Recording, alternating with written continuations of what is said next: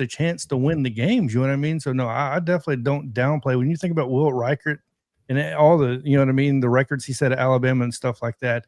These runs don't happen without the third leg of the team, you know, which is special teams. So no doubt. But obviously, I'll let you, I guess, move into this situation. But obviously, the Florida State quarterback, Thomas Castellanos, that was a big talking point in this. And I knew it was going to be brought up by the players. The questions were going to fly towards him. And I don't know if you guys know, but Thomas put out another little bit of then.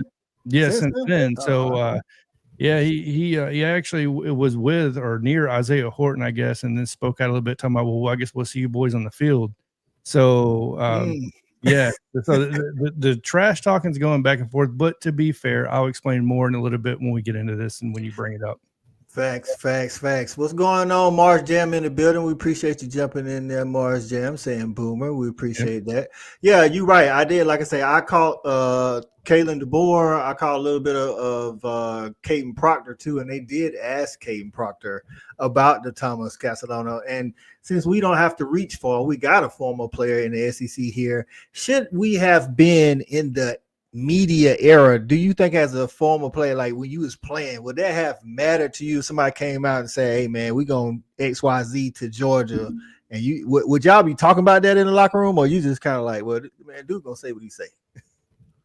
I mean, it'd be hard not to. I mean, it's gossip. I mean, why not? I mean, you know what I'm saying? So it'd be hard not to, especially as a player, but you know, it kind of is what it is. You know, one thing about, you know, players, no matter who you are, if you're on that roster, you're getting some type of media training. So you should be ready and got to be ready. And especially if you go into a particular event like that, you're going to have some training going in that. So, you know, some of those things are going to be, you know, prepared for. Right, because Caden said, I think his answer was, hey, man, we trying to finish up summer workouts, focus on fall camp.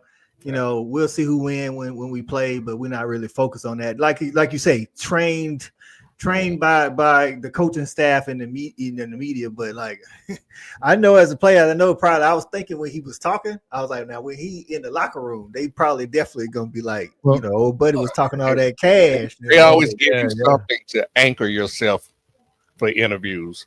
Like it'll be the same phrase. You can say the same phrase almost to every question. If you get kind of caught up or trapped up, they give you an anchor or something to anchor yourself. Tim Keenan kind of stood his ground a little bit. I don't know if you guys saw what Tim Keenan and Deontay Lawson said, but Keenan didn't shy away from it as much. Did any of you guys see him speak? I didn't get to see Tim Keenan. Keenan's going to be one of the guys that can shut him up a little bit on the field. So they asked him the question. when you go and watch them asking the question, he stops and pauses for a second, side eyes over where DeBoer was standing. So you knew something was about to come when he kind of did that move and looked straight, and he's like, any disrespect to the team will be handled between the hashes and on the field. I like that answer, like, because like you say, I understand, like Shorty said, you can tell when you listen to the lot of players, they just kind of mimic what their coach say. I'm not saying I want you to go out there and just go back and forth and talk trash, but he's like, you know, we heard it. We'll address it between the lines, that type of thing. That's what Deontay said too, wasn't it? Yeah, it was. Those two kind of went hand in hand. They're on the same page. Those are, like we said, like Coach I brought up, they're the defensive guys, you know, so they're gonna have something to say about it. Big facts. Shout out to Frank getting in here, man. We appreciate you coming in, supporting the show. But Jason, did you get to see? You got to see the defensive guys, Deontay Lawson, at media. See, I got to see. I heard about what Deontay Lawson was saying. I was going back looking through it. I didn't catch it live, but I went back and I saw that Deontay had said, you know, they kind of backed off it, but you know, they weren't gonna go full on Castellanos, obviously.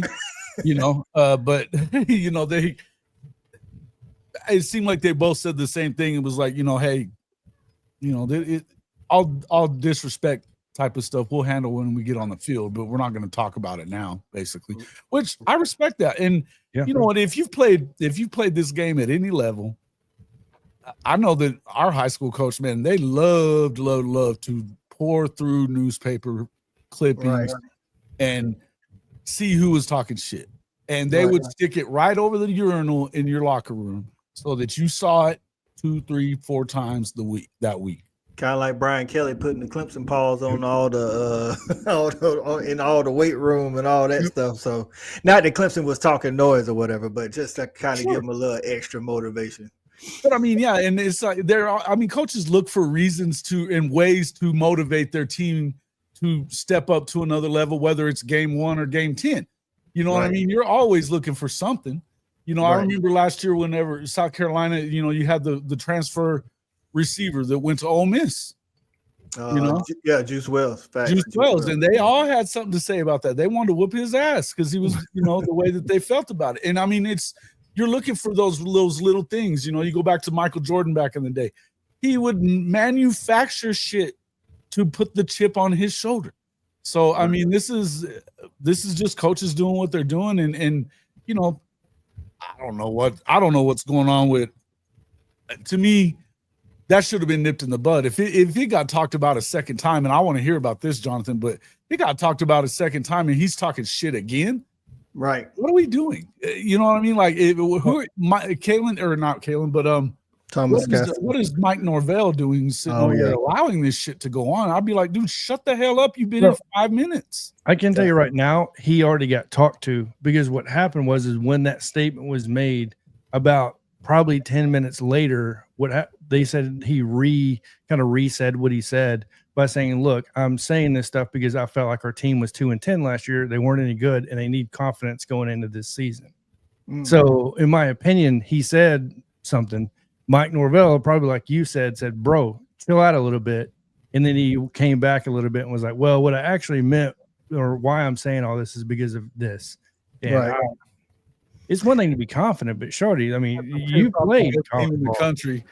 But like what I'll ask, say, Shorty, like, so let's say you on the other end of that and your quarterback came out and said that, wouldn't that kind of fire you up? Like, yeah, we're going to back him up. He said it. We're going to stand on it.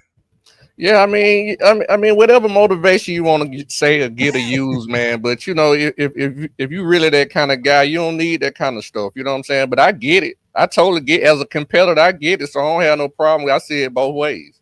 Right. That's how I am. We always about, you know what I'm saying? You stay ready, so you don't have to get ready. Yeah, right. You'll have to get ready. Sooner Legends in the building. What's going on, Mike Dub? We appreciate you getting in, my man.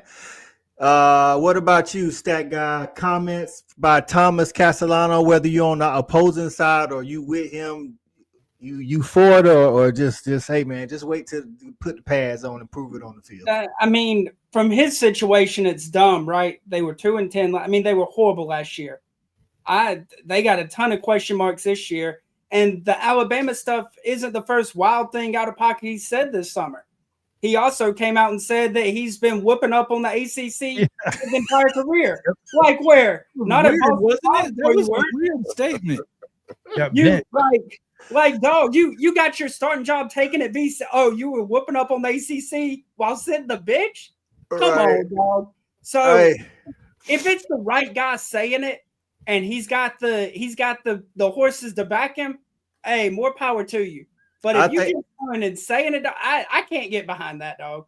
Right. And I think it goes to what Shawty said. You said if it's the right guy saying it might hold more weight, but Shawty saying if you are the right guy, you probably ain't got to say that. Yeah. You know what I'm saying? So it ain't got to be that. Sooner Freak in the building. What's going on, Sooner Freak? We appreciate you getting in. Coach Smoot is in the building. We appreciate you getting in, my guy.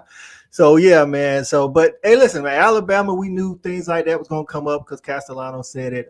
Again, DeBoer mentioned not reaching the standard. We knew that question was going to be answered, but overall, I thought it was really good.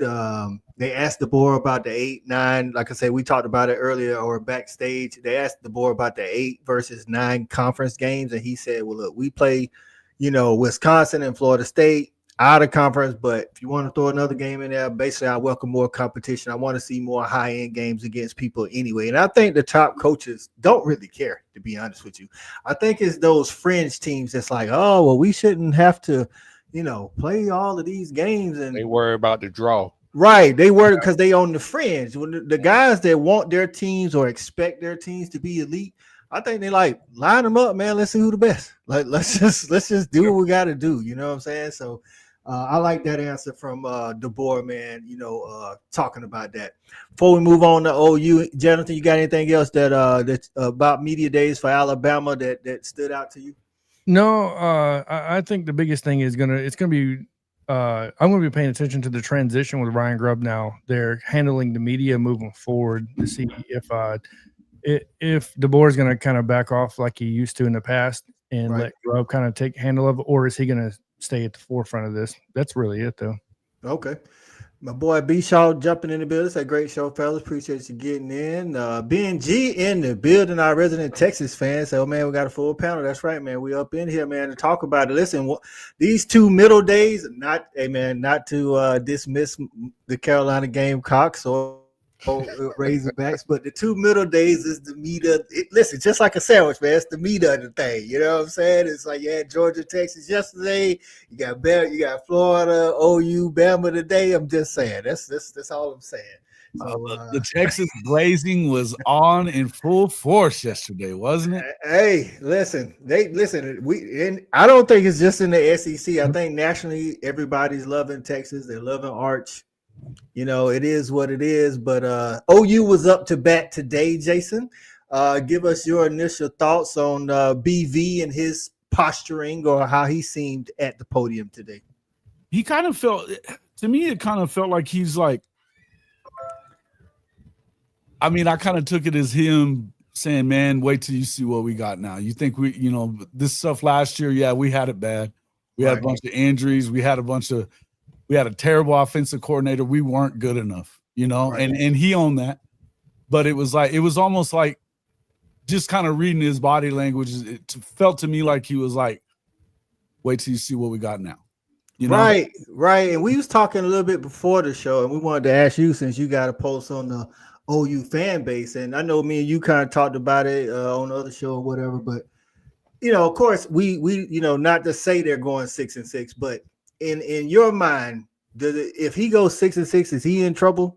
Because the reason why I'm asking is because me and Stat Guy said he was at the podium like, it don't matter what I go this year, I ain't going nowhere. That's kind of he like confidence, you know what I'm saying? I think he's confident that they're not going 6-6. Let's just put it that way. I mean, okay, but it's like it seemed like the less it doesn't matter. Like in his mind, it don't matter as long as we go out and play hard. I'm good. I've been on the record to say that I thought, and all this kind of was up until a few days ago when we found out that Joe Castiglione was retiring, right.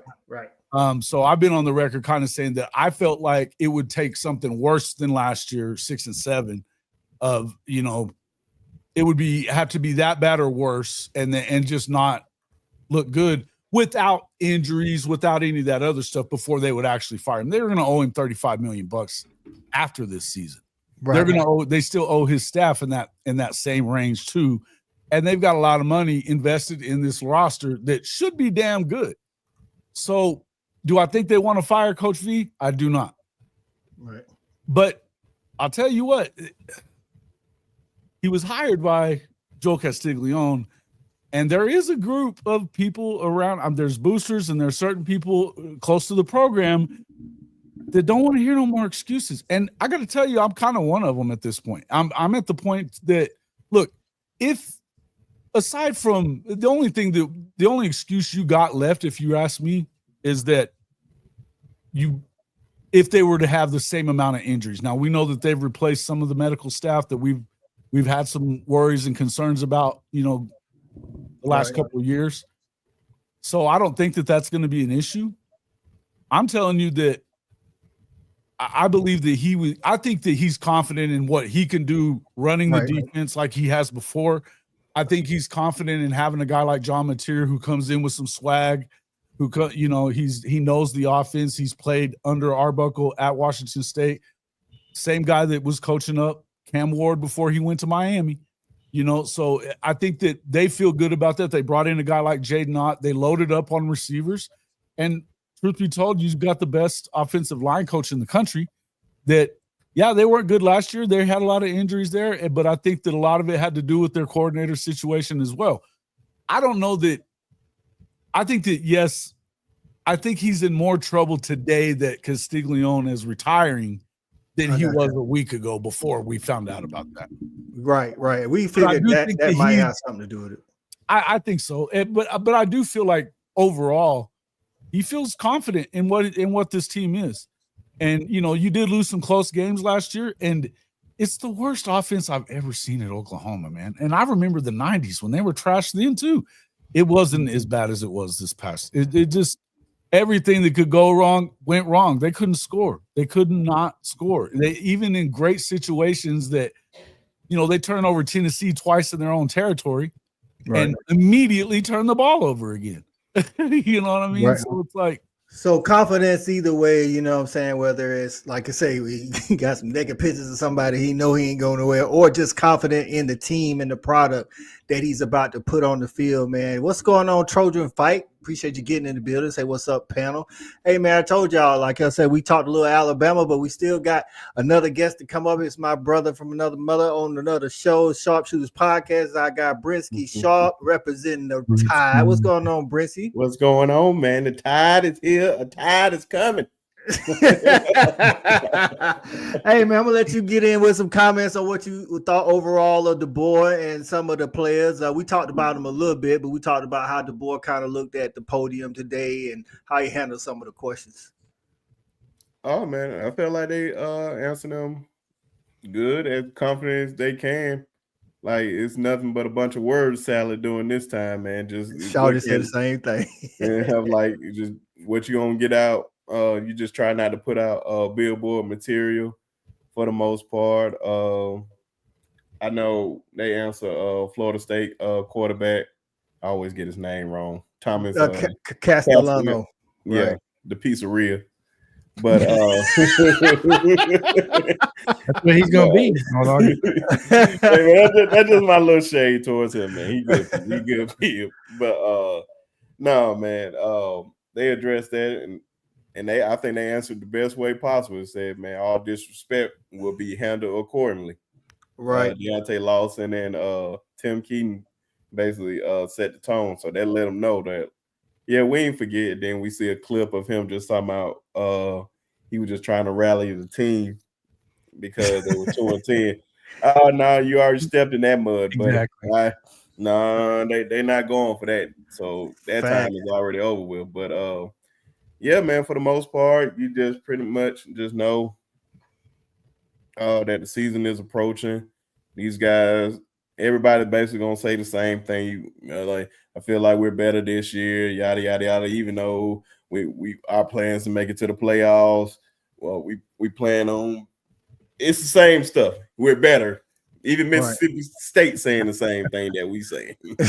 Facts, man. Scott Walker getting in the building. Say hello, Sooners and Benji. Appreciate you getting in, Scott Walker. Lonzo Powell in the building. Say Brent sounded like he ready to show these new toys he got for Christmas. Very confident, ready to prove it on the field. I definitely agree. Definitely sounded confident up there. Brinsky, what'd you think of Brent Venables? If it's anything different than, you know, like you say, saying the same old. Because reason why I'm asking is because me and Shawty and Jonathan and Stack were talking.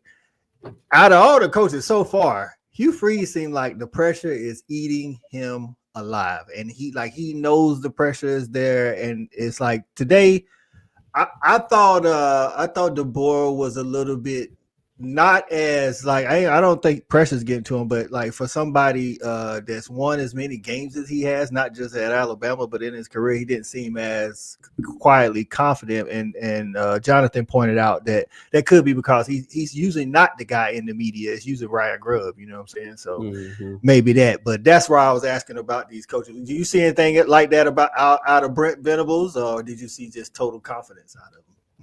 Yeah, he seemed confident to me. How about to say, you know what type of product that he bringing in? And I meant that as Jason this. I know William. I always get his name wrong. The D tackle out of Missouri, Williams Nwaneri. Nwaneri. Woodnary. Yeah, he ended up in Nebraska though. Oh, okay. I did not know where he went. That for the longest time, I could not figure out where he went.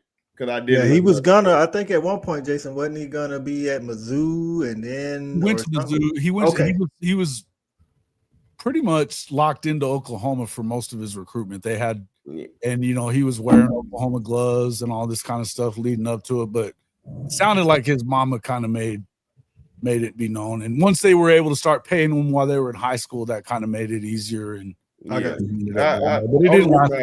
ask that because I was like, because I know y'all guys return David Stone, and you could have had them two on the line together. That would have been crazy. Yeah, but you got Jaden Jackson instead, and he was a freshman All-American, which Winery was not.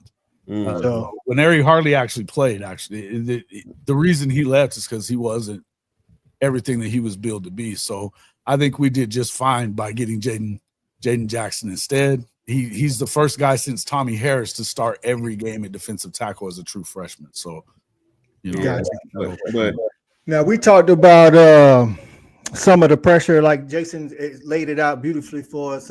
Confident in the team, but don't get it twisted. Like it's still OU. You still got to go out there and do what you got to do. You know what I'm saying? But Shawty, one of the questions they asked him about was his record in the Red River. You know what I'm saying? Which that goes a long way to how your season is, or how it's at least perceived. What's your thoughts on the Red River this year?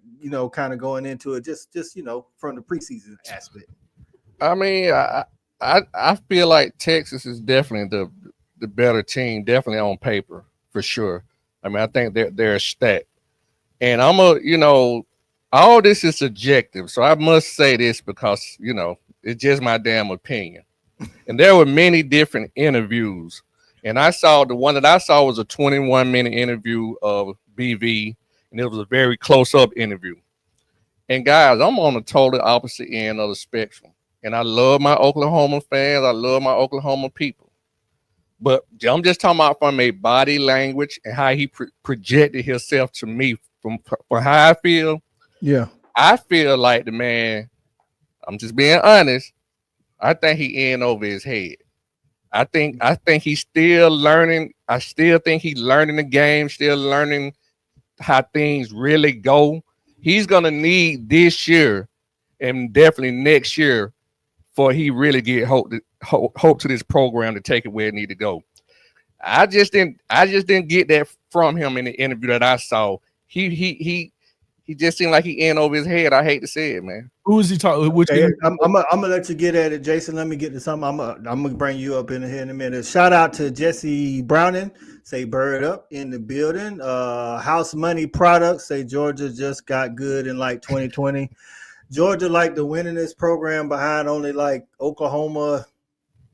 I don't know, like 3 other schools. How we just got good if we wanted the top winners. Like that's such a narrative that needs to not be leaned on. Kim in the building. What's going on, Kim? Appreciate you getting in. Who else getting in here? Oh, this is a lot of people going back and forth. I'll let y'all have at it. Jason, you had a question or a rebuttal or thoughts? Well, I didn't know which interview it was, and basically I've been running around all afternoon, so I definitely caught his media time in front of the podium, or whatever, but I hadn't seen any of his side interviews or whatever. Right, because I was about to say, they go main stage first, and then they go to the table and Radio Row and all that kind of stuff. I think Shawty saw the table. Was he sitting down, Shawty? I saw him on the podium too. I thought he did well at the podium. Yeah, I think he was sitting down. Like I said, it was a close up. He was sitting down. That was the one. I just don't know who it was, but it was just a different type of interview. And just in my opinion, I didn't like the body language. I didn't like the way he went through the interview. I'm just talking about from a was there a certain question or anything that you? Yeah, I didn't get to see the Radio Row that like you did, Shawty. I got to see just the podium. That's the only thing I guess my question would be: was there a certain thing that you thought that it kind of gave you a bad look? Because here's what I would say. I was saying this morning. I think you were watching this morning when I've said this, and I've said it before. I'm at the point that I don't know that you have any excuses anymore. Aside from them, having a injury season like they had last year, I'm ready to see that learning curve flatten. Mm-hmm. And that's what I was actually going to say. I don't know if you see Ben G come in. It was almost like I would think he might should have started like at a Memphis first. I think he went to a big program too fast. I just don't think he was ready, especially after watching that interview. They offered him multiple jobs too. It's weird that a lot of people at Clemson have always said they're surprised that he took the job because he had turned down Kansas State twice. He had turned down Auburn recently. When Brian Harsin got it, he turned that one down.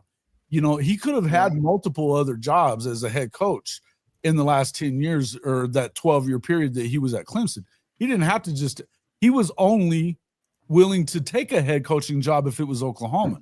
Now, that's well and good if you hit the ground running. But in a situation like he came into, and Lincoln Riley did not leave a good situation for him, you know, it wasn't a good situation. They had to rebuild the defense from the bottom up because it sucked before. You know what I mean? And on top of that, they still lost 40-something guys when Lincoln left, including 2 5-star quarterbacks. You know what I mean? So, I mean, I don't blame him for year one. Year two, you know, they won 10, but there were some games that they shouldn't have lost, in our opinion. I mean, the Bedlam game, the Kansas game, you can't lose them. You can't lose both of them. And even though, you know, there was the Bedlam game kind of sucked as far as, you know, that was a bullshit call or a no call. And but you should have not been in that situation anyway, to begin with. You got to put yourself in a situation to run away with that game. And they didn't. If you let the officials have an opportunity to beat you in the last year in the Big 12, they're probably going to. But I think it's fair to say, I think it's fair for anybody to question them at this point, and including Oklahoma fans, which plenty of them are. Right. I do think that last year was a bit of an anomaly. Right. And if you go back and look at a lot of these games, I mean, look, Missouri, they were winning with 2 minutes left. They have a lead with 2 minutes left. They lose in regulation. You know, and they lose off of Jackson Arnold booting it off his knee. I remember us talking in the very first part of the season, Coach I, and after the Houston game, you're like, Jackson got happy feet. You know, and it's one of the things, and he did have happy feet. Look, I mean, the South Carolina game, no shade to South Carolina. They came out there and beat the shit out of them immediately. But you've got Bauer Sharp, a tight end, one-on-one with All-American edge rushers. Yeah. On all three of those scoring plays in the those damn plays. I mean, how you do that? It's just South Carolina was a tough draw for any offensive line, much less offensive line that, you know, wasn't playing up to their standard because of certain, you know, different, you know, issues. Go ahead, Jordan. I was just gonna say that my last thing about it, I'm not saying that BV isn't the guy. I just put it in a nutshell. He's not the guy to do it in 4 years at Oklahoma. It's gonna probably take him 6 years. That's all. If he gets 6 years, I think he'll be the guy. He's just not the guy to do it in 4 years. Got you. Xavier Barker in the building, say roll tide. But I think Jason brought up something, and I wanted to say Venables spoke to this. Hold on. Oh, talking about the quarterbacks. He said that Jackson Arnold and Michael Hawkins didn't have, he ain't like say they played bad, but he just said the supporting cast didn't help him out a lot last year. And a lot of that was due to some injuries, but even the guys that played didn't really help him out. So he's like, you know, we asked a lot of those guys considering they didn't have the tools around them. So it's going to be interesting. Like Jason said, they went into the portal, got some receivers, got a running back. We'll see if he can be the guy he was 2 years ago and not have a lingering health issue. Or if he, you know, isn't that same guy, because that I think the offense will be better, just like at South Carolina, if their running back gets clear. Like if we talked about it last time, respect the edge. If you can run the ball, that opens up your offense. So that'll help out Mateer, even though he's been in this offense. Mateer did seem like he was having fun at media days. Like I think some of the guys seem so uptight at media days, like they don't want to say nothing. Like Mateer just kind of was going through like interviews. That since he got there, Coach. I mean, right. He stepped in and became a leader like day one, and you know he's out there talking shit to the defense and stuff. I mean, they don't win every damn time that they go out there against them in the spring, but it was he's definitely ratcheted up the competition level, which is something that really from day one we were hearing a lot of bad things about Jackson last year. He's throwing too many picks. He seems rattled real easy. They ain't even hitting him, and he seems rattled. You know, he never seemed comfortable, and this guy seems absolutely comfortable. And I don't know, talent-wise, I mean, look, he's done great. He had a great season. I've watched every one of their games that he played. He got better throughout the year. There was, you know, they won the Washington game, but there were some things that I didn't think, man, he didn't look great here. And then the Tech game that they won, Texas Tech, That's on the road. Both those games were on the road, and you know, he had moments where he didn't play great, but throughout the year he seemed to get better and better and better. And I mean, 44 touchdowns is 44 touchdowns. You know what I mean? I know it's not the SEC, but it is what it is. You know, he seems to get a lot more.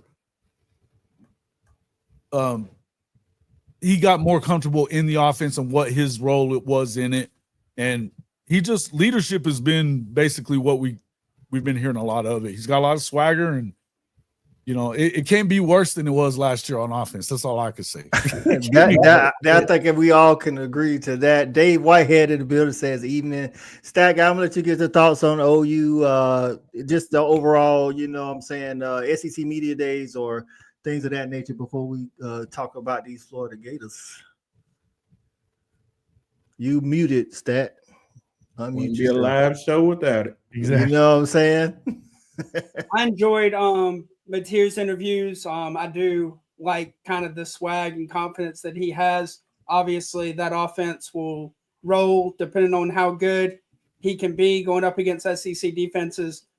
When it comes to Brent Venables, I hate it because of what it could mean, but I think Brent Venables is Will Muschamp 2.0. I think he's an all-world DC that any school in the country would hire to be a DC. I just don't think he's the guy to be wearing the headset. Got you. Jimmy Satterfield in the building. What's going on, Jimmy? Appreciate you pulling up, my guy. We got some of these comments, man. House Money Production said he thinks there's going to be a 3-loss SEC team that wins the SEC. Jonathan, you feel that way? Nah, I think you're going to have a 2-loss. I don't think you're going to see 3 losses in some cases. I mean, damn, look at Texas's schedule. I mean, that's what I've been saying, dog. It ain't even just about the team, dog. Their schedule compared to the other elite teams that's vying for this thing is not comparable, really. Yeah, it's you'll have a 2-loss. I think you'll end up with a 1 or 2 loss SEC team. I think there's going to be the reality of the situation is this. If Gunnar Stockton pans out, if he does great this year, I don't know who's going to beat Georgia, right? So, I mean, you could play this role into a lot of teams this season. If you look at John Mateer with Brent Venables' defense prowess, Oklahoma is going to be a hard get, right? So, Alabama, if Ty Simpson pans out to be the 5-star he's supposed to be with this revamped crew on offense with this wide receiving core, I don't know how you're going to beat them. But I'll tell you one thing about OU. Brent Venables better win more than damn 7 games. Because man, I've been on those forums and those boards where they're talking, and they are talking loud about Brent Venables right now. Which is what, when we was all on the show on Brisket Show Sunday, which was my point. I wasn't trying to poop on Auburn, but I'm like 7-5 at OU. Yeah. Ain't the same as 7-5 at Auburn, dog. I don't care. Bro. I don't care how you spin it, dog. Like if you 75 at OU, I don't care if you playing on that. By the way, I'm like, I don't care if you playing in the Mountain West, dog. You get looked at sideways, dog. It's not. We doing stuff better. Mateer did this, but you went. Standard is the standard, bro. Standard is the standard. Right, and Ben Jiggy's he's a Texas fan saying basically the same thing. No slander to BV, but first job because the expectations at OU is to win. And they hadn't won, a natty, but they was in the playoffs 4 straight years and they was winning 10 games. OU different than Auburn, dog. Auburn, like we all can just think right now, okay, Auburn, Cam Newton championship, Auburn, Ronnie Brown and Cadillac, good. Auburn, Jarrett Stidham, Auburn, Nick Marshall. Outside of that, they've been Texas A&M. You know what I'm saying? It's just keep it a buck. You know what I'm saying? I think we just have a problem with just people trying to compare, like, oh, Kirby being the next Nick Saban. And then now people saying, well, if Kirby could do it, because, Kirby didn't take the long route of starting at the bottom as the head coach. Right. He sat with Nick Saban for 9 years, right? So now people are saying, well, BV sat in Clemson with Dabo Swinney for all those years. He should be able to do it too. You can't always replicate that stuff. Like Shorty said, sometimes it's just going to take time. Sometimes you just got to learn your path, right? So go through the rough patch. And I don't know if OU can withstand another 2 or 3 seasons of 7 wins. I don't think they will just because of the standard. I just don't think they will. I just don't think they will. That's what Shawty's point is. It's like if he got 6 years, then he probably is the man or could be the man. But if he keeps doing what he's doing, OU standard isn't going to allow that. That's just And I think he knows that too, by the way. I don't think that let's not be crazy and act like he's not aware of the situation.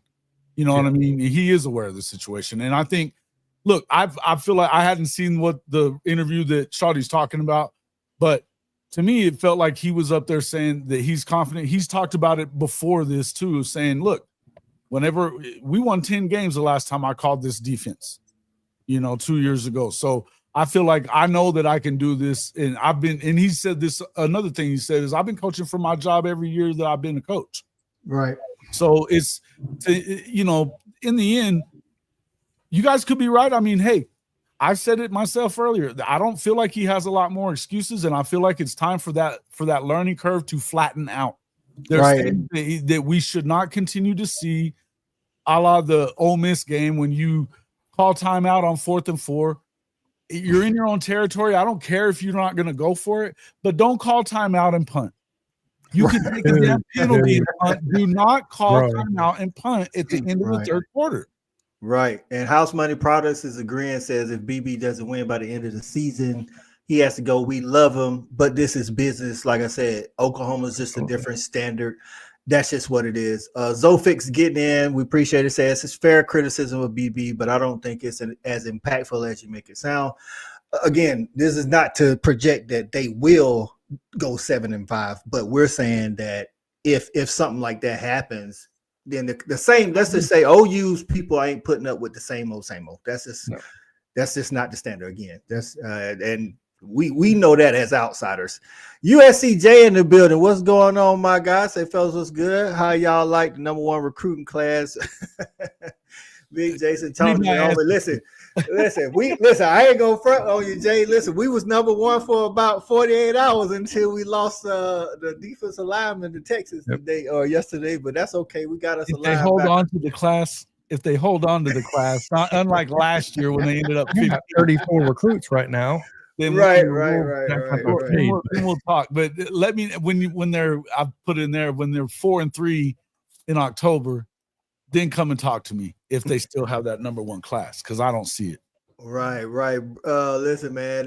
Y'all in here today, man. We're talking SEC Media Days, Day 3, Alabama, Oklahoma, Florida, Mississippi State. Y'all on Jason's Hall of Fame network, man. Y'all make sure y'all hit the like button if you own the Sharpshooters or you own whoever you own, to Fan Addict or Just My Damn Opinion. Shawty had to drop off because he is starting the show at 9:00 on Just My Damn Opinion. Y'all make sure y'all check that out. But y'all hit that like button, man. It's free to do, and it helps us bringing y'all this content for the low, man. Brisky, I'm gonna let you start out. We're gonna move on to Florida, man. Or we'll whoop y'all behind. Listen, man. Did you get the chance to check out Lagway or Napier today at SEC Media Days? I didn't, man. I didn't. Give me your thoughts on the expectations going into the season, being that they finished the season what a lot of people would say on a hot streak. Yeah, surprisingly, Billy Napier still has a job. That's how I was feeling. And I had a bet with one of my partners, and I lost that bet because they weren't supposed to win 6. Right. They couldn't win. I said they weren't going to win no more than 6 games, and they won over that. And they beat teams I didn't think they was going to beat, like LSU and Ole Miss. Mm-hmm. Ladway went through that rugged schedule. I felt like it happened for a reason for him to get those reps early, because I didn't really feel like he was going to play much that first year, especially with I forgot their quarterback name. Just that DJ Lagway. No, Graham Mertz. Graham Mertz. Yeah. Until Graham Mertz got hurt, but man, they found a way. They returning a lot of guys. They getting a lot of guys in recruiting. They bringing a lot of guys in. Trey coming back at receiver definitely helps. Them getting Dallas Wilson in recruiting. They asked him about that today. Oh man, it's definitely high expectation for the Florida Gators this year, and especially if they can win. I say if they can at least come out of there with 8 wins, Billy Napier still have his job. Yeah, it definitely secure for sure then, because now you're still bringing in a good recruiting class, 8 wins. That's good. Then they're going to have even higher expectations come DJ Latway Jr. So if they can come out of there with 8 wins, I think that's good for them. Okay. TP Girl says greetings, Sharp. Jason shouted. Stat guy, Coach I, Jonathan, hit the like button. We appreciate it. I feel the same way. I feel like Florida is another one of those contingents that, I mean, we've seen it actually in person. You know, coaches winning games and still getting fired because they're not winning natties. That's what it is. Jonathan, your thoughts on Florida overall, and if you caught some of them at media day as well. No, so I watched all their media day when it came to Florida. Number one, I mean, Billy Napier unfortunately needs media training. Shorty said they get some media training when they get there. I think he needs to redo it because he completely tipped his hand on who's starting a quarterback. Right. I mean, right away he talked about how everybody's surrounding DJ Lagway, how he's the leader, and how they built a team around him. I don't know how Mertz has to feel after hearing that, but it had to be a gut punch in a sense to, I guess Lagway's going to be the guy moving forward. No, in all seriousness, though, they asked, obviously, the number one question to Florida: how is Lagway's health? I kind of had a red flag on that because Napier didn't get into any specific. Napier said he does what we always do and we've been doing, which is throwing the quarterback 3 days a week. Other than that, everything's progressing. Now I'm like, oh, you're not giving no health information on this dude. Now, could that be in the sense of, your upcoming opponent, you want to give away who your starter might be or whatever that may look like Alabama does or has been doing since like 2019. You're not going to know who the starter is until like game day, 2 minutes till kickoff. I don't know. But I thought it was kind of strange from that perspective of just tipping your hand. Napier, I haven't watched much of his media, beforehand, but he seems kind of awkward when it comes to the media. He definitely seems like he needs some training, but you know what I mean? Like, if you're winning games, if you're winning 8 games in that schedule last year, like we just alluded to, through that schedule, with Mertz as your starter, him getting season-ending injury, Lagway coming in, as a freshman and having what he did and beating those teams, I'm taking it all day long. I think the problem right now is you have a lot of Oklahoma fans going, why is Billy Napier winning 8 games? And why are we winning 6 games when the schedules were very comparable? I think that's what a lot of people are saying because they had injuries as well. Their starting quarterback went down. Their second string got hurt. You know what I mean? Like, so there was a lot of comps to this. They weren't obviously as injured. They scored more points. They scored more points than Oklahoma did. They definitely scored more points. And a lot of people don't, in my opinion, give Billy Napier probably enough credit when it comes down to winning the 8 games last season. But that's what I took away from it. Right. Dwayne Oakletree in the building. Appreciate you getting in. He said Texas taking Georgia 5 stars. They did 2 years in a row. Justice Terry last year and Tyler Atkins this year. Georgia, Kirby don't never, just a side note, Kirby never lets the Georgia faithful sit in a stew for long. We got Nick Abrams today, and we should get the number 4 D lineman by the end of the week. So we'll see. But hey, it is what it is, man. I'm gonna tell you like this. I said it when we've all said it. Like, you can't listen, man. You can't deal with the oil money, dog. The oil money just hit different. It's just what it is. So shout out to Texas.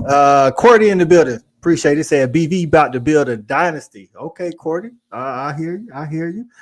Future, what's going on, my man? It says good evening, hookup. What's going on? Future, good to see you up in the building, my man.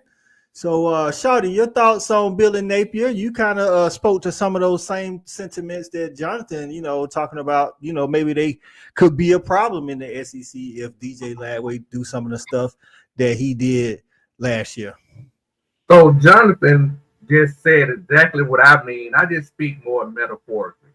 And that's what I mean by Billy Napier. Like, to me, I don't care what he said. I don't care what none of these coaches say in these particular meetings. I just go off their body language, how they position themselves and how they handle themselves, because I think that's a reflection of what the team is in a sense.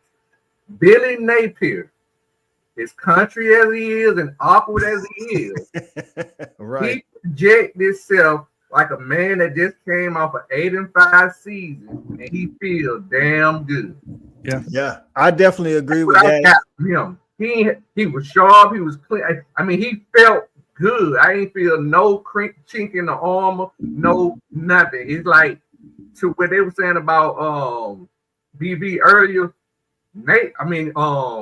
Calvin the boy. The coach from Florida, he almost saying like, just wait till this year, see what I got. Okay, That's what I was getting from him. And if he can do just win one more game with that schedule, I think they winning, folks. He winning. Right.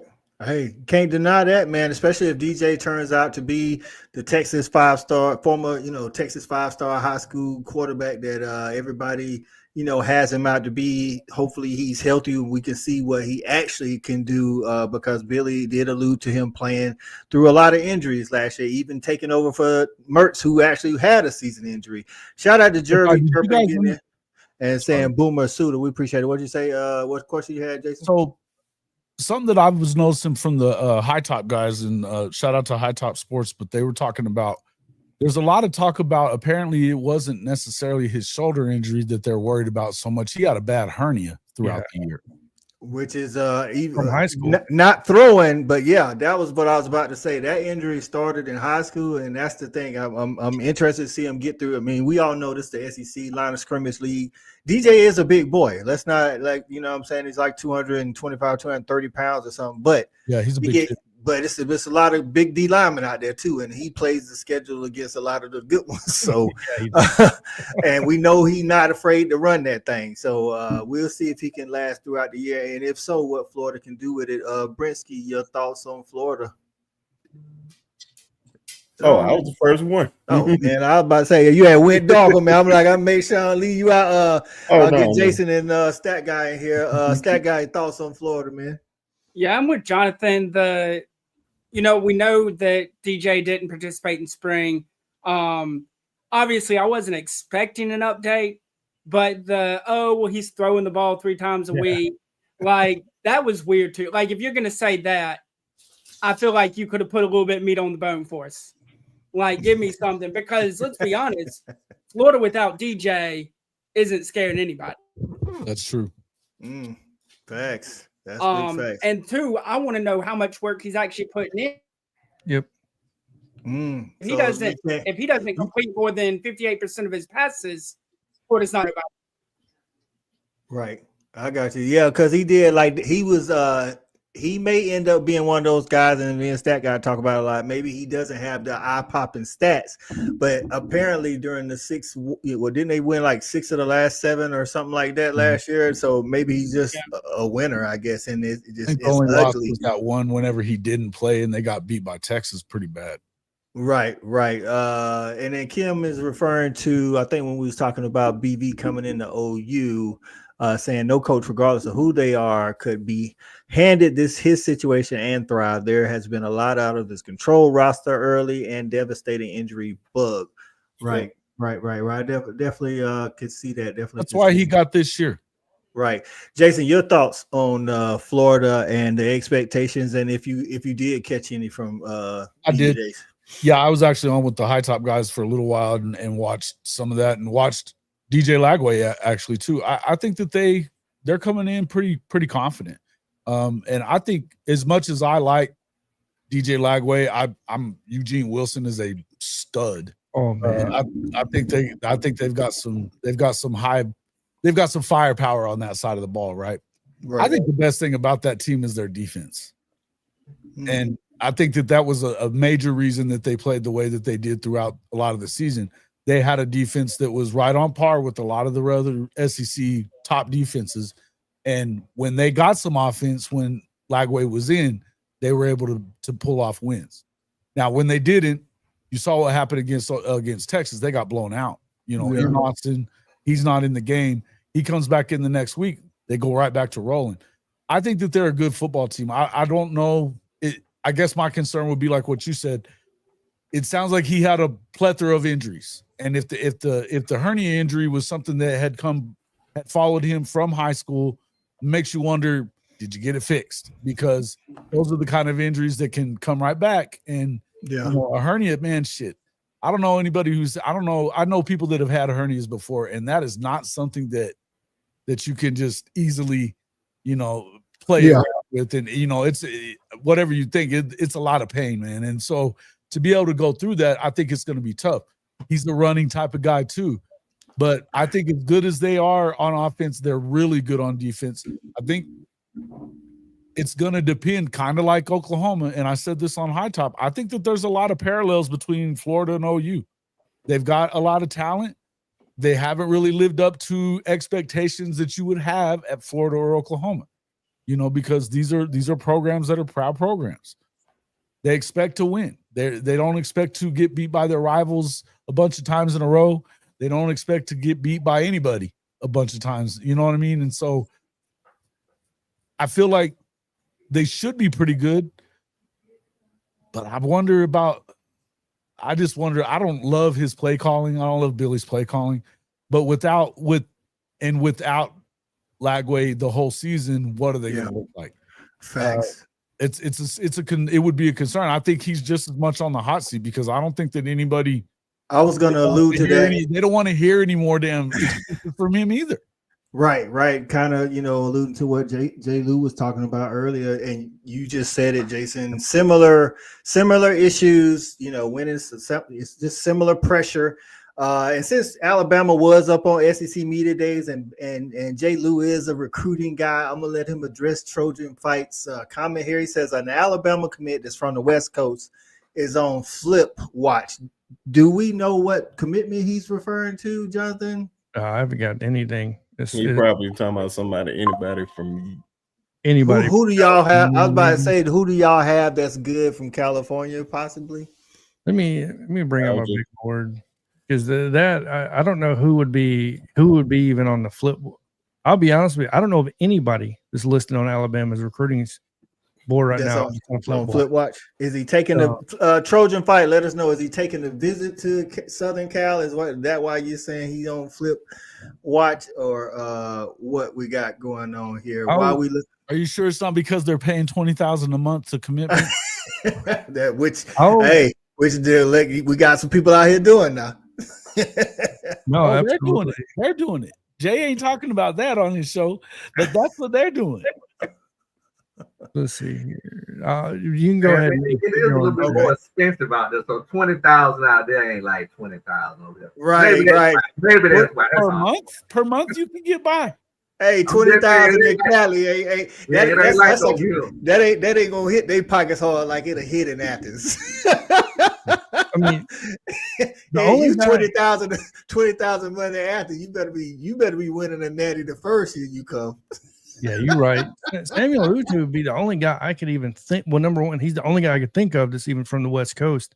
Right. But to think of him is a flip. I mean, if there was one to pick, honestly, in this class, it would, because I didn't pick Utu to go to Alabama. Number one, a lot of these guys are kind of. Malachi Lee was another one that I had pegged. I believe USC, and did not end up going. Like, I don't know, but Utu would be the only guy. Brensky, do you know of anybody? Most of our guys this year is guys from the state. What is that? Right. I was about to say all the 5 stars anyway. I'm not saying that whoever he's referring to ain't important. I'm just saying all the 5 stars y'all got here. Man, nobody want to go to USC. So they've lost most of their guys from the state for the last few years. Lincoln Riley doesn't do a great job of state recruiting. Yeah, we might get him, but he can't keep him. Right. That's what the thing. You see that all the time on Twitter. They talk about when somebody commits to USC, they'll be like, "Well, we'll see where he actually signs on signing day." And it's like it's kind of been their running thing for the last couple of years. Xavier Griffin to go through and win. I mean, do we expect them to win more than 6 or 7 games this year? Because I don't know that I do. Well, what's crazy is, Jason, and I told Charlotte we might need to have, we started stat guys, like we need to have a show about like why ain't nobody talking about Lincoln? Like Lincoln Riley is not in the media what's crazy at all this year. And I don't know if that's because nobody expects or they just got their head down grinding. I don't know, but that's a topic that I would love to dive into. We should definitely get Jay on for that show for sure. Right. Make him talk about it. right. And how the fan base feels, you know what I'm saying? So House Money says changing conferences, all that kind of thing. Ain't nobody saying nothing about him. Right. That's what I'm saying. Like House Money says the Notre Dame game, and he already ducked a bunch of SEC games and shit. I mean, he's doing what Lincoln does. So who is the backup quarterback? Graham Mertz, okay, because he got hurt. He got a red shirt year. Yeah. Oh, I didn't realize he got a red shirt. Yeah, Graham Mertz. So if he's healthy, I'm gonna be honest with you, the accuracy goes up. Now the athleticism goes down with Graham Mertz, but the accuracy goes way higher. He was playing. Yeah, he's super accurate. That's what I'm saying. He ain't got the biggest arm and the talent and the physicality that DJ possesses, but he's way more accurate than DJ. So it'll change his playbook too. It would. I was about to say it's definitely going to change his playbook, and they would rely. Even though I think Jaden Ball is a stud at running back there, they would rely more heavily, I would say, on him if DJ has to go down and he has to come back in. So, that they got like 230, ain't he? He's a big one. I think he's like 230. Yeah, he's a big one. So, I don't know, man. Go ahead, Stat. One more thing on Sunbelt Billy is I know somebody mentioned he might be on the hot seat or gone this year. I don't see, no matter what they do this year, it's going to be hard to fire him because he is currently killing it on the recruiting trail.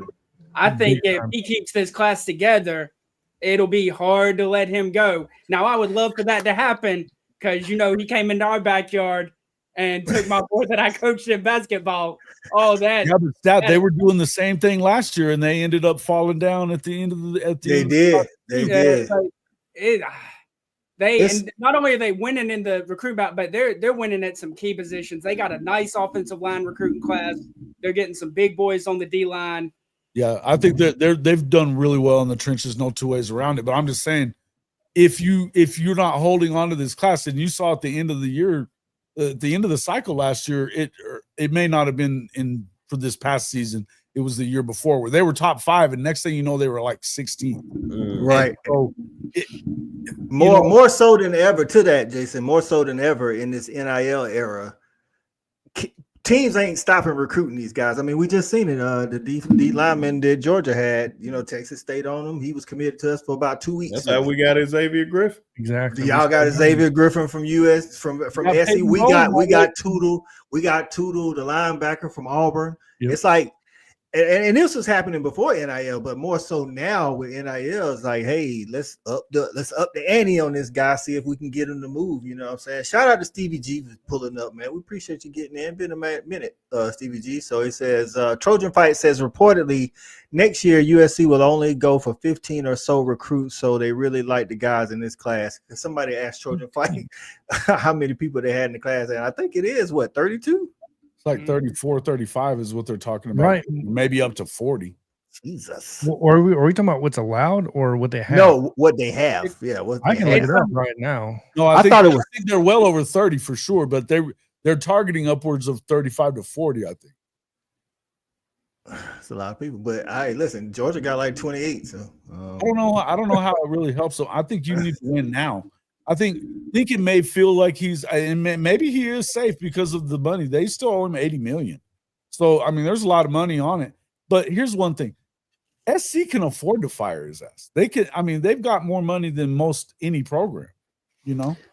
It may be like that, but hey, you know, like I say, just like we talked about with OU and Florida, you know, SC ain't, man, I ain't saying they been winning since Matt Leinart and them, you know, they ain't been like, 10 wins a year, but they still used to, having nice things. So Sugio English 1. Hope I ain't messed that up, man. Say wipe your feet. We appreciate you getting in. Appreciate you getting in, man. So any last thoughts on Florida before we close out with Mississippi State today?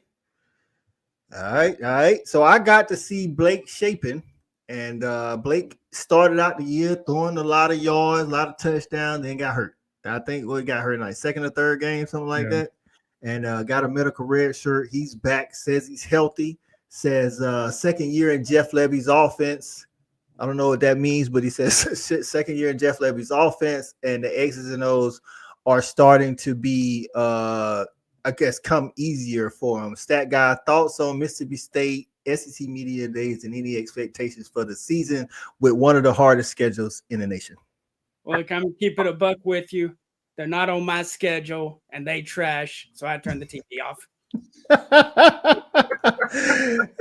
Jonathan, thoughts on Mississippi State, Levy, I listen. I just stated the program any of that, man, because they they at the bottom of the SEC, and I was thinking today when I was watching Shaping, I'm like, man, like, somebody has to play there, right? Somebody has to coach there, but it's like it's just such an uphill battle at a place like a Mississippi State.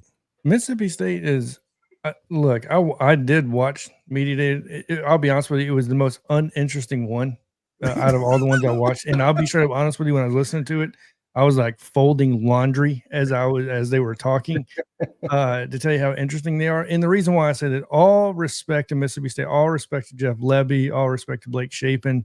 Mississippi State, I want to keep pounding this down. Their future is in Kamario Taylor. It's not in Blake Shapen. Blake Shapen, he's injury prone. I think the guy that's going to take that program to the next level when it does happen is going to be Kamario. I really like him. I get it. People want to hype up Blake Shapen. Go back to Baylor even before he got injured, man.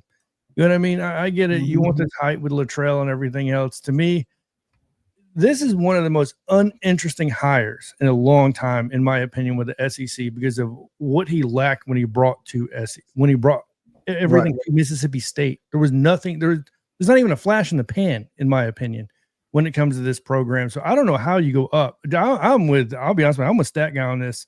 I think they're going to be terrible. I think they're going to remain terrible for a long time, hopefully forever. I equate them to Auburn, bottom of the barrel, Cal College. Anyways, but moving on from that, that's all I got to say. I like Kamario Taylor, though. Kamario Taylor's a bad dude. He is. Right. I think it's at a place like Mississippi State, one thing I'll say, I think it is an uphill battle, but what Shawty always say, they get the same piece of the pie.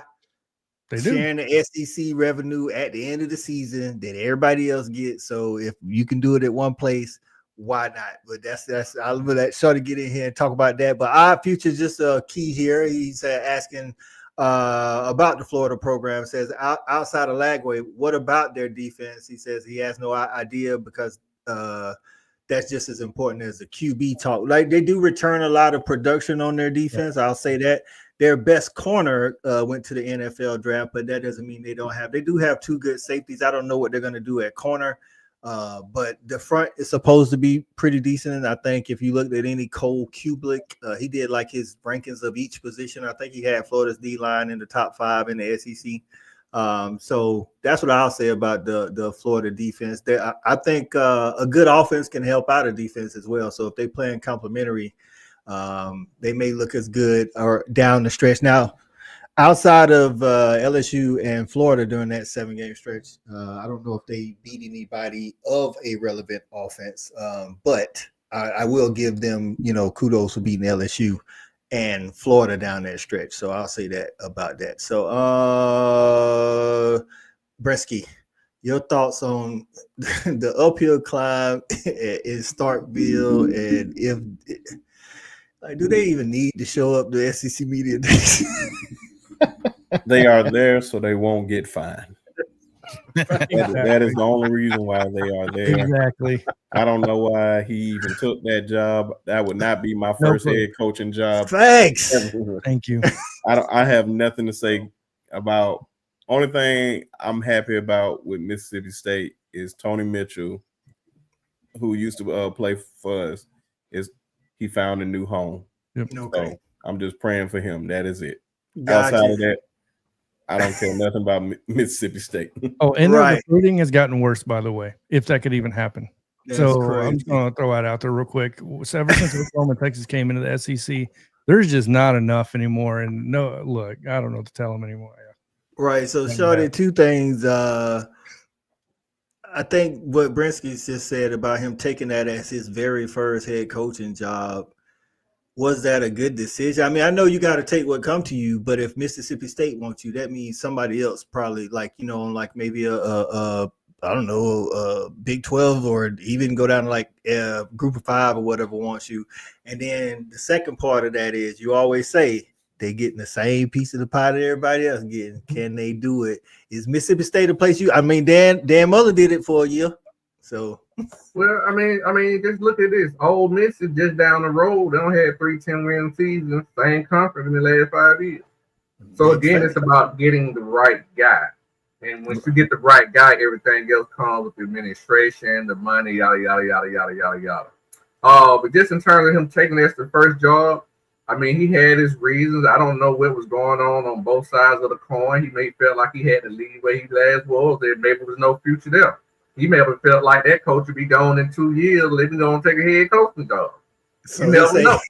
I'm just saying, you never know. That could right. So he's thinking about his security and going there. He can be a head coach and make $4-5 million for the next 5-6 years because the standard's so low, as opposed to staying where he was. I mean, he took it for a reason. I just took a jab at Jason just to ride him a little bit. But he took it just for whatever reason. I don't know. But I would say this about him. You know, I saw his interview. I thought he stood strong. I think he knows. I think he knows what he wants to do with the program. But again, as I said about the other coaches, I don't care what none of them said. I was just about how they project themselves. I thought he projected himself well, but the optics wasn't well. Right. Had on the suit, no tie, and shirt one tucked in. Come on, Mississippi. What we doing out here, right? Shout out to Corporate Duck for getting in. Say your team is a reflection of you. You see what I'm saying? I ain't gonna go no deeper than that, but you see what I'm saying? When you see the other coaches, you gotta do this, man. You gotta do all the small things right, so all the big things fall into place. You know what I'm saying? Corporate Duck getting in, say what's up, y'all. Appreciate you getting in. Jason, I wanted to talk to you about Levy because he was y'all OC for a year or two, you know, at OU, and then he got out. It does seem like we don't know the reasons behind why he took the job. He could have been on, you know what I'm saying? He could have been on the hot seat, or he could have just been like, hey, let me get out of here because it might not be promising here for me. Art Briles was the start and the end of that stuff. Whenever that happened on the field and you had Parker Thune taking pictures of him being there, he'd been there pretty much every week already at that point. And whatever, you know, the reaction from the fans and then from what I understand, it was a complete lie from Joe C saying that it had been established that he was not to be on the field around the team, anything like that. That wasn't the case. He was leaving one way or the other. Whether he got that job or not, he was out. So it's a good thing he landed in the SEC money wise anyway, you know what I'm saying? No, yeah, listen, I think it's a tough situation for anybody. I think that if anybody's going to flip, you know, we've seen Leach go over there and be able to win 7-8 games and stuff like that with just an offense and not much of a defense. And that's what Leach did. I think that you can assume that, from what I understand, I think that Art Briles is around the program plenty over there. And that's probably not a bad thing as far as trying to get them moving in the right direction on offense and stuff like that. They didn't have it in the trenches though. They did not have it in the trenches last year. They didn't have they couldn't really go good on good because they didn't have enough good guys for, you know, either side to be playing. So that was something that he talked about. I saw a little bit of his stuff away from the main podium, and he was kind of speaking about that, kind of similar stuff to what you heard Sark saying whenever he took over at Texas, that they didn't have enough offensive linemen for them to really have a spring game, that kind of stuff. So I think it's one of those things that I think that Levy's okay. I think he's a pretty good coach. I don't know that this is going to work out for him. Facts. I see you got to go, man. Shout out to the guy. Jason got to get up out of here, man. Let the people know where they can find you and what you got going on, my man. Yeah, Hall of Fame College Football. It's at HOF-CFB right here on YouTube, and we will be back on Friday morning for sure. We got a lot of stuff coming up. Actually, I'm kind of fill people in on it a little bit more over the next couple of weeks, but some new shows that we're working on, and we're going to continue doing what we do from day to day, you know, doing the morning show, doing the evening show and stuff like that. But hey man, it's 44 days after today, you know, until college football season, and I'm pumped about it, man. I can't wait to do a lot more work. There it is, man. All you guys and get back into business, man. I can't wait. Bro. Right, y'all make sure y'all get over to Hall of Fame College Football with Jason Watkins, man. Hit that like and subscribe, turn the bell notification on, man. He'll be bringing you that content. We appreciate you jumping on with us today, Jason. Man, thanks for having me in, man. Appreciate it. No problem. We'll see you on the next one. So, man, Mississippi State, I ain't mad at the dude for taking it, like I say, money-wise, even like, you know, just to be in the SEC And like Shawty said, we don't know. I mean, we know what Jason's telling us, that he was going one way or the other. Maybe he didn't have a lot of other offers. I don't know, but just Mississippi State, that's a tough road right there, dog. That's just. But just look at it from a financial standpoint. He was making maybe $1 million at OU, right? Maybe $1 million as an OC. Yeah. So whether they were going to bring him back or not, why pay raise. OC? I go work 2 years at Mississippi State, and that's 10 times as much I would have made. And you know what I'm saying? That'll be the equivalent of being the OC for 10 years. Right. And I can go back to another big school at some point, being the OC again, after I make $20 million. You know what I'm saying? And like you say, maybe, I think we all kind of on the same line. Sometimes some people need to start smaller, but with that financial aspect you just dropped in there, maybe he can stay there, because Mississippi State ain't got the standards that none of our teams on this panel have, and they give him a little bit of leeway. He coached there for 4 years. He making $20 million, dollars or so. Now he can go down to, I don't know, wherever, Troy or somewhere, not to put your boys out there like that, be sharp in Alabama. I'm not gonna wish that on them. I'm just saying. Coach, he may just go back to stay in the SEC as an OC. Maybe he just goes as an OC, but he's already built his bank account at that point. Chicken, what's going on, my guy? See you getting in, man. A little bit late on the. Hey, man, we appreciate everybody getting in, and y'all been highly active in the comments, man. A lot of us been going back and forth with each other, man, but we appreciate y'all getting in. I'm trying to get to some of these comments, man. Caster Troy Boy says Michigan will be more than motivated. Y'all may hope you face a freshman other than more experienced quarterback. Talking about OU. That is the second game, if I'm not mistaken, of the season for OU, or the third. Jonathan, do we know? I believe it's the second game. That's the second game. Second game. That is going to be a big game. I think me and Stat and Shawty was talking about this. I don't care, or I don't know what the offense is going to look like for Michigan, but one thing we do know is that defense will travel. And Shawty pointed out that Michigan kind of makes you play their game. You know what I'm saying? Ohio State in the last couple of years have had one of the better offenses, if not, top 3 offenses in the nation. But when they play Michigan, it's like Michigan slow that thing down, make it ugly because of that defense in the run type game. So while OU may have the better quarterback in this situation, OU's got a good defense. Michigan got a good defense. I think it's going to be one of the more telling games at the beginning of the season. I do know for OU, they got those 5 games at the beginning. I think 3 of them are not gimmies, but guarantees, I should say. Yeah. But then you got Michigan and Auburn in those 5. In those 5, they got sold out at least 4-1. I feel like they got to go 4-1. If they don't, if they go 3-2, the season ain't gonna look as great. What's up, Stag Guy? I was gonna say one thing to keep in mind heading into that Michigan game. Everybody talks about the 4,100 combined yards and all the touchdowns from John Mateer. He also got sacked 33 times last year and turned the ball over 10 plus times between interceptions and fumbles.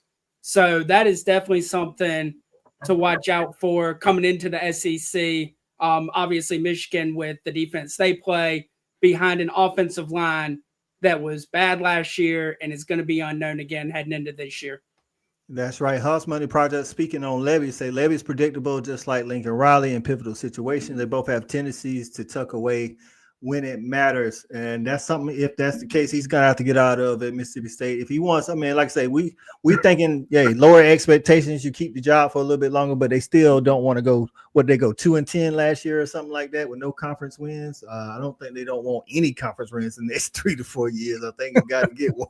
We got to get one. We got to get 1 or 2, you know what I'm saying? Because not for nothing, I don't know if they on Vandy and Arkansas and Kentucky schedule this year, but if they not, they will be the next 2 seasons. So at some point, and not no shade of them, but they kind of struggling too.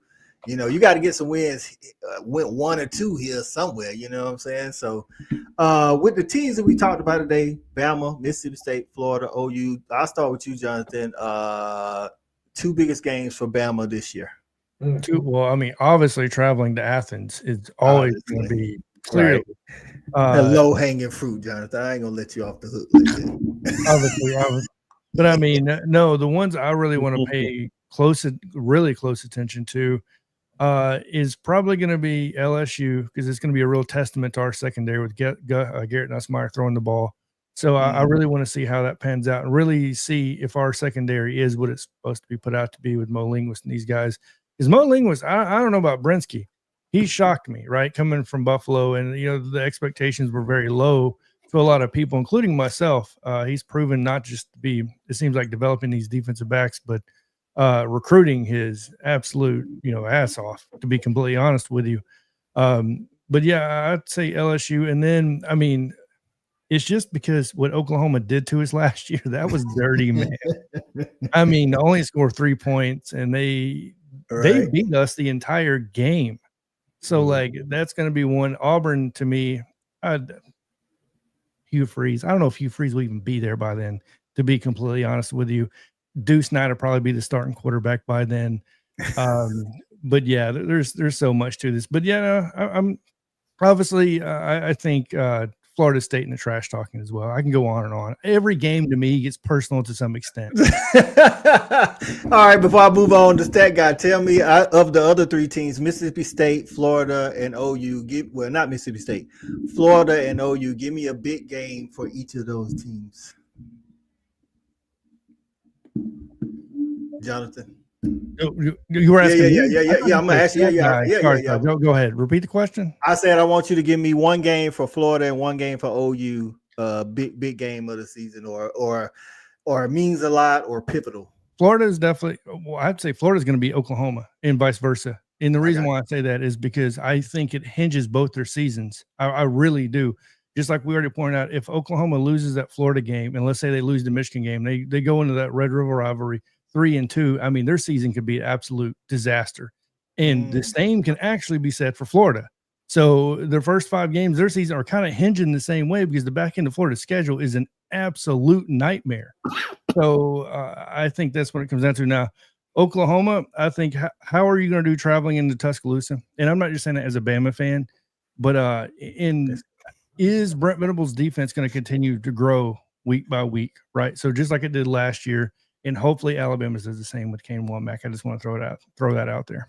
Gotcha. Stat Guy, Bama, game for Bama, game for Florida, and a game for OU that they need to circle. It's important or pivotal to their season.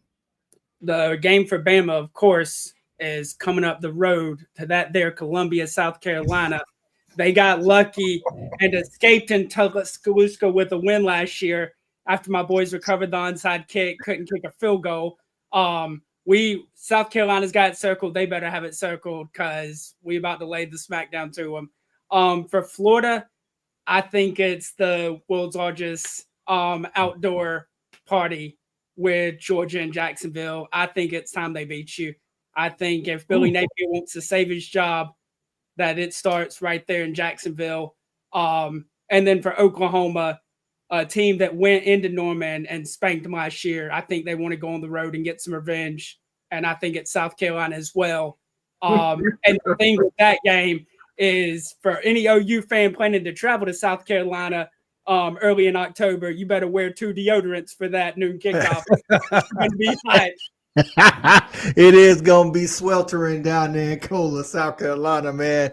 Even in 12 o'clock in October. So Stat Guy picking South Carolina as 2 of these teams games they need to circle. Brinsky, same for you, man. Give me 2 since you're a Bama guy. Give me 2 for Bama, 1 for Florida, and 1 for OU. I'll say Florida State for the first game, just see how we'll come out the gates. Jonathan already said Oklahoma, because we're gonna beat that ass come home. I mean, thank you. Beat what other game? And he said Georgia. Always Auburn, man. The Iron Bowl, of course, best rivalry in sports. It's not even close. Don't let the OU Texas fans hear that now. It's not even close. It's nowhere near close. As ESPN, they made a 30 for 30 on it. Right. But yeah, man, it's gonna come down to the Iron Bowl because it's somebody that's going into Jordan Hare all the time, man. It's gonna be a big game. Coach Kalen and the boys' first Iron Bowl on the road, so hopefully we can come out of there unscathed. So we'll see. Okay. Benji was getting in on our Mississippi State content, saying that they played Texas tough for almost 2 quarters. I do remember that, but it got kind of ugly after that. So it's like I get you. I mean, they got up for 2 quarters, but they got to be able to do it a little bit more than that if they're gonna get a win. Like I say, since they didn't win an SEC game last year, this year I guess the goal is to win one. You know what I'm saying? They got, like, if you increasing, maybe that helps out. And like I say, so like Shawty say, so you can stack that cheese for a couple more years. You know what I'm saying? Shawty, same for you, man. Game for Bama, game for Florida, game for OU that they need to circle or they need to pay attention to, or it's gonna get crazy. Hey, I'm gonna say this, man. Y'all some wild boys in the comments. Right. There is definitely wild in the comments. So I've been looking at the schedule, man, and this is why I was laughing too, man. I'm with Stat guy. I hate to say it, but for Bama, I'm looking at the schedule just because of where it's placed. It's sandwiched between Tennessee and LSU. And they got to go to Columbia. Right. So for Bama, I'm gonna say South Carolina. Now, you know, I think Bama should win that game, but just based off of where it is in the schedule, I think it could be a sleeper game, to be honest. I really do. We don't think it's gonna be easy now. I'll be sleeping during that game. You say you're gonna be asleep during that game? Yeah, by halftime I'll be asleep. Don't let him fool you. All right, give me your Florida and your OU game. So for Florida, did it have to be a conference game? Yeah, no, just a game on this schedule, period.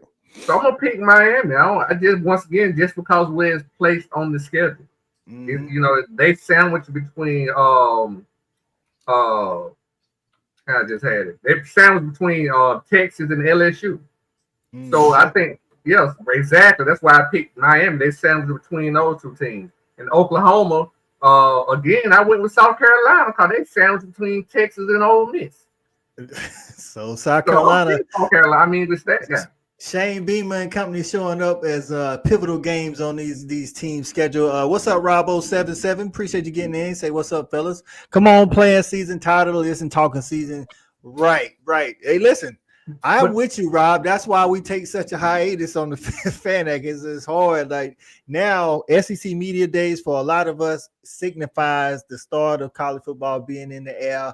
Fall camp is 2 weeks away, and then you'll have some actual stuff to talk about. But I'm with it, man. I'll maybe go on and see on Bama schedule. I'm kind of with Brisky. Like, I think they should handle Florida State, but you still want to see what they look like coming out the gates. You know what I'm saying? Billy Napier did allude to having 17 seniors this year, which is double what he had last year. He only had 8 seniors last year. So you want to see what this more snaps look like against a Florida State team who is trying to find their identity. They got to come and figure some stuff out, or he gonna be gone down there in Tallahassee. So I ain't saying he gone if he don't beat Bama, but trust me, the trustees is looking at this dude like, you better make it a game if nothing else, especially playing at home right out the gates for Alabama. For OU, I actually think it's the Michigan game. That Michigan game gonna tell us a lot, but I think it's kind of, we talked about it. I said it earlier, and Shawty mentioned it, is like we in talking off camera. That first 5-game stretch, they got 3 gimmies, but then they got Michigan and they got Auburn. I don't think they can come out of that 5-game stretch 3-2 and expect to be 8 wins. I think because that's going to tell a lot about what's going on. Because the rest, I mean, we all know, OU got one of the hardest schedules in the country, not just the SEC. So the last 7 games of the year is just banger after banger after banger after banger. And so coming out of that first 5-game stretch at 3-2 would not be good. For Florida, I think it's Georgia, to be honest with you. I mean, like, I think somebody mentioned it earlier, like you can't keep losing to your rival. I think it was Jason. You can't keep losing to your rival over and over and not making the playoffs and have the native state, not restless. They're going to be restless because they want to beat Georgia. They want to make the playoffs.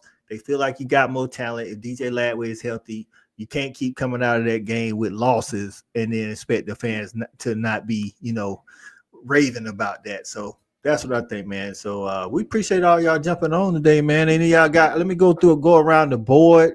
Y'all tell us what y'all got going on. Shot is crazy. I was sending people to Just My Damn Opinion, and you came back in the doggone back, dog. I'm like, go over there, check out Shot. Yes, I had lost power, but I wasn't gonna do a show tonight. Cal he get back in town late, so we decided not to do a show. I got you. All right, man. Well, go ahead and tell the people where they can find you at, man. Yeah, man, you can find me on Respect the Hedges, obviously on Tuesday nights. We get back in the swing of things, so y'all definitely hit that like button, hit that subscribe button. You catch me every Tuesday on Respect the Hedges. Also on Wednesday nights at Just My Damn Opinion at 9:00. And believe it or not, I pop up on some of the other guys' shows too. So man, you probably see me everywhere, man. Got it. Make sure y'all go to Just My Damn Opinion, hit that like and subscribe, turn that bell notification on because you never know when Shawty gonna pop up. J. Lou, tell them what you got going on, my guy. Bama Standard Networks, where you'll find me on YouTube, TikTok at Bama Fan Podcast. Other than that, if anybody goes to any of the Alabama games, like with you, Coach I, and all you guys, I'll be at all of them, home and away, tailgating. This year is going to be the year I can say I went to every game. So we going in this year. Right. Moon Rocker, what's going on, my guys? You coming to Athens, Jonathan? Yeah, I'm coming to Athens. I'm going to every game. Right. We'll definitely you know what I'm saying, get up for that Bama game, man. Okay. Britsky, tell us what you got going on, my guy. But of course, man, y'all can find me at the Sharpshooter Sports Talk. Y'all already know I'm right there. Say sub here, come here. Got a show tomorrow, summing up all of SEC media days. Talk a little more about this Teddy Bridgewater situation and all that. You can catch Jonathan on there. Coach I back in the mix. Good to see you, Stat Guy. Glad you're feeling better, brother. Yep. Shouty, been a minute, man. Been a minute. Good to see you. And definitely shout out to Tuskegee University, F. Morehouse, on because Moon Rocker right there. But that's my guy. Taking some shots there, Moon Rocker. Moon Rocker says sound like Carolina getting some decent schedule breaks. Talking about the OU and Go Hornets, Bama, right? And the Bama coming into the town. I've been around long enough. Stat Guy, we got you back in the building, man. Tell them what. Well, they know where they can find you. They'll tell us anything else you got to tell them before we get out of here. Yeah. Hey, man, look, 5 weeks and 1 day until we get some real football. It'll be here before we know it. Your boy back feeling right. I'm ready for the football season. Going to be here all year long. You better get ready because I got some stuff to talk about this year because my Gamecocks are going to be good, and that ain't good for nobody. That's right, man. Talking season almost over with, you know what I'm saying? And we all ready for the college football season to get started. That week 1 slate, Labor Day weekend, is going to be a lot telling. It's good football, and I'm glad I can pay attention to all of it. You know, we playing Marshall. Hey, we go out there, we need to handle business, but I can really focus on the other games, man. What's up? Can we clap it up for 8:30? That's a hell of a slate, man. Clap it up for the Lakers, man. Hey, 8:30 is gonna be a hell of a day, man.